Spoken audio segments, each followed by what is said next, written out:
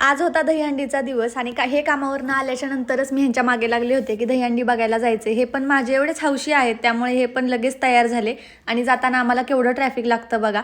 तिथे असा काहीतरी कार्यक्रम चालू होता, पण त्यात काय आम्हाला एवढा इंटरेस्ट नसतो, त्यामुळे मी तोपर्यंत माझ्यासाठी थोडीशी शॉपिंग करून घेतली। एक दोन टॉप्स मी इथं बघत होते, ते मला आवडले आणि मी ते घेतले। आणि त्यानंतर इथे गणपती आणि दिवाळीसाठी बरंच सामान काय काय इथं यायला लागलं होतं, त्यातलेच हे दिवे। आणि हे किती छान आहेत बघा, मला खूप आवडले होते, पण जरा असे ते कॉस्टली सांगत होते आणि ते कमी पण करत नव्हते। हा लोटसचा दिवा बघा, हा तर मला खूप जास्त आवडला होता।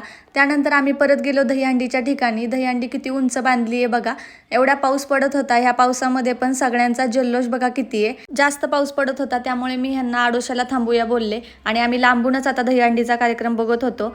त्यानंतर आम्ही घरी आलो आणि हे क्लिप्स बघा मला खूप आवडले, हे जरा ट्रेंडिंग होते, त्यामुळे मी ते घेतले, मस्त वाटत होते। आणि त्यानंतर संध्याकाळी राजमाची ही भाजी बनवलेली आणि चपाती आणि भात। Okay, bye.